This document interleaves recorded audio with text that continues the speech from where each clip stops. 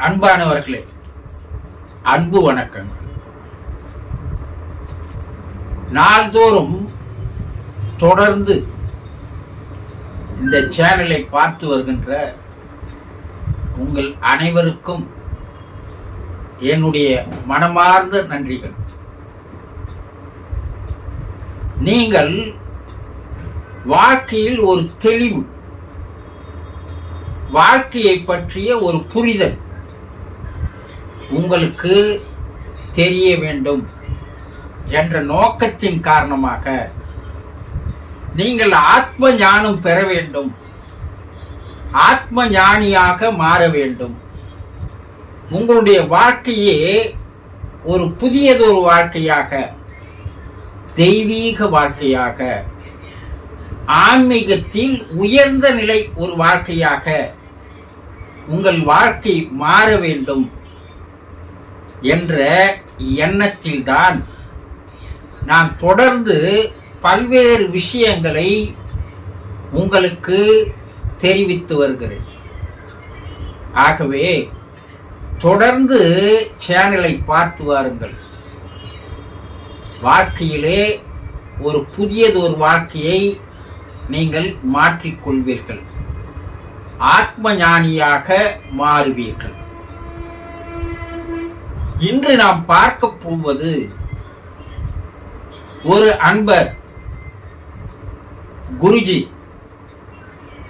இறந்தவர்களிடம் இருந்து ஆசீர்வாதங்களை,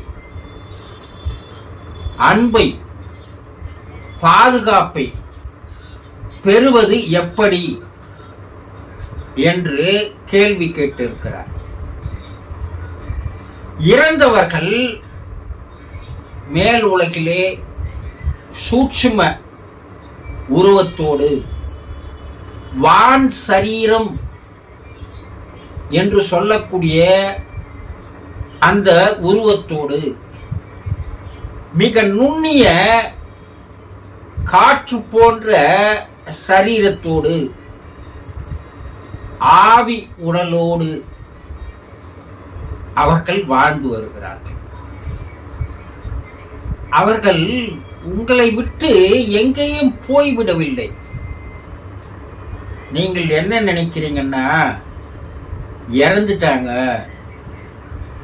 அவர்களுக்கு நமக்கு எந்த தொடர்பும் இல்லை, அதனால அவர்களால் நமக்கு எந்த விதமான பலனும் இல்லை, பயனும் இல்லை என்று நீங்கள் நினைத்து கொண்டிருந்தால் அது தவறான ஒரு செய்தி. இறந்து போனவர்கள் உங்கள் மீதும் உங்களுடைய குடும்ப அங்கத்தினர்கள் மீதும் மிகவும் கருணையோடு, பாசத்தோடு, நேசத்தோடு, அன்போடு இருந்து வருகிறார்கள். அவர்கள் உங்களை மறக்கவில்லை. அவர்கள் எந்த நேரமும் உங்களை பற்றிய நினைப்போடுதான், சிந்தனையோடுதான் அவர்கள் இருந்து வருகிறார்கள். ஆனா நீங்க தான் அவர்களை மறந்து விட்டீர்கள். அவர்களுடைய நினைப்பே உங்களுக்கு வருவதில்லை. ஏதோ ஒரு சிலருக்கு அந்த நினைப்பு இருக்கிறது, ஆனால் அந்த நினைப்பு கவலையாக, துக்கமாக, துயரமாக, கண்ணீராக இருந்து வருகிறது இல்லையா? அவங்கள நினைச்சு நீங்க கஷ்டப்படுறீங்க, கண்ணீர் விடுறீர்கள், கலங்கி நிற்கிறீர்கள் இல்லையா? அவங்க என்ன நினைக்கிறாங்க, நீங்கள் கஷ்டப்படுவதோ, துன்பப்படுவதோ, துயரத்தில் இருப்பதோ, கலங்கி கண்ணீர் விடுவதோ, கதறி அழுவதையோ அவர்கள் விரும்பவில்லை. அவர்கள் அதை எதிர்பார்க்கவில்லை. அவர்கள் சந்தோஷமாக இருப்பதற்குண்டான சூழ்நிலையை நீங்கள் அமைத்து தராமல் அவர்களே என்ன பண்றீங்க, துக்கத்தில் ஆழ்த்துகிறீர்கள். அவர்கள் அடுத்த நிலைக்கு போவதற்கு தயாராக இருக்கிறார்கள். இறைவனிடம் போய்விட்டார். இறைவன் அவர்களை மேல்நிலைக்கு உயர்த்துவதற்கு வழிவகையை செய்து கொண்டிருக்கிறான். நீங்க என்ன பண்றீங்க? கண்ணீர் விட்டு கதறி அழுது அவர்களையும் துக்கத்தில் ஆழ்த்துகிறீர்கள். இது நிஜமா? நிச்சயம்தான். உங்களுடைய நினைப்பு, உங்களுடைய எண்ணம், உங்களுடைய சிந்தனை அவர்களை போய் சென்று சேருகிறது என்பதை முதலில் நம்புங்கள். உங்களுடைய பிரார்த்தனை அவர்களிடம் நேரடியாக போகிறது. அதை அவர்கள் கிரகித்துக் கொள்கிறார்கள். அப்ப அவங்க என்ன நினைக்கிறாங்க? இவர்களுக்காக நான் வாழ்ந்து வந்தேனே, இவர்களுக்காக எல்லா வசதியும் செய்து வைத்தேனே, இவர்களுக்கு மேல் நான் அன்பையும் பாசத்தையும் பரிவையும் அரவணைப்பையும் தந்து வந்தேன். இதை இவர்கள் நினைத்து பார்ப்பதை விட்டு எதற்காக கலங்கி நிற்கிறார்கள்? இவர்களோடவே நான் எத்தனை ஆண்டுகள் இருக்க முடியும்? என்னுடைய ஆயுள் முடிந்து விட்டது, என்னுடைய வேலை முடிந்து விட்டது, அதனால் நான் மேலே வந்து விட்டேன். அதையே நினைத்துக் கொண்டிருந்தால் எப்படி? அவர்களுக்கு நான் தைரியத்தை தர வேண்டாமா? பாதுகாப்பை தர வேண்டாமா? அன்பை தர வேண்டாமா? ஆசீர்வாதத்தை தர வேண்டாமா? அதை விட்டுவிட்டு என்னையும் கலங்க வைக்கிறார்களே, என்னையும் வேதனைப்பட செய்கிறார்களே, இது எப்படி என்று அவர்கள் உங்களை பற்றி புலம்பிய வண்ணம் இருப்பார். அப்ப நாங்க என்ன செய்யணும் குரு? அவங்க கிட்ட நான் அன்பை பெறணும். என்ன, நீங்கள் பார்க்காத கடவுளை நம்புகிறீர்கள் இல்லையா? நீங்க எந்த கடவுளையாவது நீங்கள் பார்த்திருக்கிறீர்களா? இல்லை. ஆனா கடவுள் இருக்கிறார் என்ற நம்பிக்கை உங்களுக்கு இருக்கிறது இல்லையா? உருவம் இல்லாத அந்த அரூபமான சூட்சுமமான அந்த கடவுளையே நீங்கள் நம்பும் போது இவர்கள் அந்த தெய்வ நிலைக்கு உயர்ந்திருக்கிறார்கள் இல்லையா? இவர்களும் தெய்வம் தானே. ஆனால் இவர்கள் நீங்கள் உங்களோடு பல ஆண்டுகள் வாழ்ந்தவர்கள் தானே. நீங்கள் பார்த்த உருவம் தானே. அந்த உருவம் உங்கள் மீது அன்பையும் பாசத்தையும் வைத்திருந்தது அல்லவா? வெறும் சதையாலும் எலும்பாலும் நரம்பாலும் உண்டான உடலை நீங்கள் பார்த்திருந்தீர்களானால் அவருக்குள்ள இருந்த அந்த அன்பையும் பாசத்தையும் உங்களால் புரிந்து கொள்ள முடியாது. அது அன்பால் ஆன உடம்பு, அருளால் ஆன உடம்பு. அப்படி நீங்கள் நினைத்தால் அவர்களுடைய பாசம் அன்பு எந்த அளவுக்கு அதிகமானது என்பது உங்களுக்கு புரியும். அப்ப கடவுளை நம்பி பிரார்த்தனை செய்கிறீர்கள் இல்லையா? அந்த பிரார்த்தனை பலிக்கிறது என்று நம்புகிறீர்கள் இல்லையா? அது ஒரு தெய்வீக சக்தி, ஒரு மாபெரும் பேராற்றல் என்றெல்லாம் கூறுகிறோம் அல்லவா? அந்த சக்திக்கு, அந்த இணைக்கு இணையாக அவர்கள் அங்கே இருக்கிறார்கள். இறை சக்திக்கு இணையானது உங்களுடைய பித்திருக்களினுடைய சக்தியும் ஆற்றலும் என்பதை முதலில் புரிந்து கொள்ளுங்கள். அப்ப நாங்க என்ன செய்யணும் குரு? நீங்கள் அவர்களை நினைத்து பிரார்த்தனை செய்யுங்கள். நீங்கள் எங்களோடு இருந்த காலம் ஒரு பொன்னான காலம்.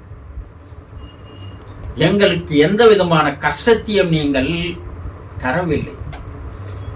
எங்களை பறவை குஞ்சுகளை பாதுகாப்பது போல எங்களை பாதுகாத்தீர்கள் அல்லவா? ஒவ்வொரு நிமிடமும் நீங்கள் எங்கள் மீது வைத்த அந்த அன்பு இருக்கிறதே, அதற்கு ஈடு இணை இந்த உலகத்தில் ஏதாவது இருக்கிறதா? அப்படி எங்களுக்கு பார்த்து பார்த்து வளர்த்த நீங்கள், உங்கள் இதயத்திலேயே எங்களை நிலைநிறுத்தி கொண்ட நீங்கள் அங்கே சந்தோஷமாக இருக்க வேண்டும், ஆனந்தமாக இருக்க வேண்டும், மகிழ்ச்சியாக இருக்க வேண்டும், இன்பமாக இருக்க வேண்டும். நாங்கள் மகிழ்ச்சியாக தான் இருக்கிறோம், நாங்கள் சந்தோஷமாக தான் இருக்கிறோம். ஏனென்றால் நீங்கள் எங்களை விட்டு தூள உடலால் தான் மறைந்து போயிருக்கிறீர்களே தவிர சூக்கும உடலில் இருந்து நீங்கள் எங்களோடு தான் இருந்து கொண்டிருக்கிறீர்கள், எங்களோடு உறவாடி கொண்டிருக்கிறீர்கள், எங்களோடு பேசிக் கொண்டிருக்கிறீர்கள், எங்களை பார்த்து கொண்டிருக்கிறீர்கள். அப்போ அந்த பிரார்த்தனையினுடைய பலன் அவர்களிடம் போய் சேர சேர சேர அவர்கள் உங்களுக்கு அளவுக்கு அதிகமான அன்பையும் ஆசீர்வாதங்களையும் பாதுகாப்பையும் அவர்கள் உங்களுக்கு தருகிறார்கள்.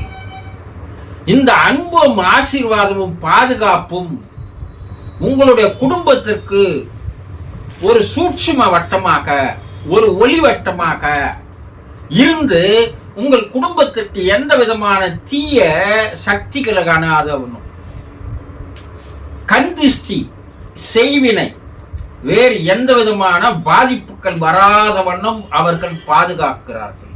சூட்சும வட்டம், சூட்சும பாதுகாப்பு வலயத்தை அவர்கள் தருகிறார்கள். உங்களுக்கு நல்ல சந்தர்ப்பங்களை, வாய்ப்புகளை, சூழ்நிலைகளை அமைத்து தருகிறார்கள். உங்கள் குடும்பத்தில் நல்ல செயல்கள் நடைபெறுவதற்கு அவர்கள் பக்கபலமாக இருக்கிறார்கள். அதே குடும்பத்தில் வந்து பிறப்பதற்கும் அவர்கள் ஆர்வத்தோடு இருக்கிறார்கள். உங்கள் குடும்பம் எந்த விதமான துன்பத்திற்கோ, துயரத்திற்கோ, கஷ்டத்திற்கோ, கவலைக்கோ, பிரச்சனைக்கோ ஆளாகாத வண்ணம் சூட்சும உருவில் இருக்கின்ற அந்த தெய்வம் உங்களை பாதுகாக்கிறது. நீங்கள் செய்கின்ற பிரார்த்தனைகள் 100% நிறைவேற்றி வைக்கின்ற ஒரே சக்தி நீங்கள் கண்ணால் கண்ட அந்த மனித உடலானது தெய்வ உருவமாக மாறி தெய்வ சக்தியாக இருந்து கொண்டு உங்களுக்கு மேலிருந்து அனைத்தையும் தருகிறது என்பதை முதலில் நம்புங்கள். அப்ப நான் என்ன செய்யணும் குரு? தினந்தோறும் பிரார்த்தனை செய்யுங்கள். அவர்கள் உங்களோடு இருந்த போது உங்களுக்கு செய்த நல்ல செயல்களை, அவர் காட்டிய அன்பை, அவர் காட்டிய பரிவை, பாசத்தை நினைத்து நினைத்து சந்தோஷப்படுங்கள், துக்கப்படாதீர்கள். அதே அளவு இப்போதும் அவர் தருகிறார் என்பதை நம்புங்கள். அப்படி நம்பினால் அந்த பித்ருக்கள் என்று சொல்லக்கூடிய சூட்சும உருவில் இருக்கின்ற, வான் சரீரத்தில் இருக்கின்ற அவர்களுக்கு உங்களுக்கு ஒரு நெருங்கிய தொடர்பு, இணைப்பு, உறவு தொடர தொடர தொடர அது பக்கபலமாக, பாதுகாப்பாக, ஆசீர்வாதமாக, அன்பாக உங்களுக்கு மாறி உங்கள் குடும்பம் எப்போதும் சந்தோஷமாக இருக்கின்ற நிலையில் அவர்கள் பார்த்துக் கொள்கிறார்கள். புரிந்து கொண்டீர்களா? தொடர்ந்து எனக்கு பல்வேறு தொலைபேசிகள் வந்த வண்ணமாக இருக்கிறது. நான் கைபேசியை கையில் வைத்துக் கொள்ளுகின்ற பழக்கம் எனக்கு இருப்பதில்லை. நான் அதிகமாக கைபேசியை உபயோகிப்பதும் இல்லை. ஆனால் நீங்கள் ஏதாவது சந்தேகங்கள், ஏதாவது ஆலோசனைகள் உங்களுக்கு தேவையெனில் வாட்ஸ்அப்பின் மூலமாக நீங்கள் மெசேஜை அனுப்புங்கள், செய்திகளை அனுப்புங்கள், அல்லது வாய்ஸ் மெசேஜ் மூலமாக நீங்கள் அனுப்புங்கள். நேரம் இருக்கிற போது உங்களுக்கு நான் அதற்குண்டான பதில்களை அனுப்புகிறேன். நீங்களும் நானும் ஒரு உறவு பாலமாக எப்போதும் இருக்க வேண்டும் என்ற ஆசைதான் எனக்கு.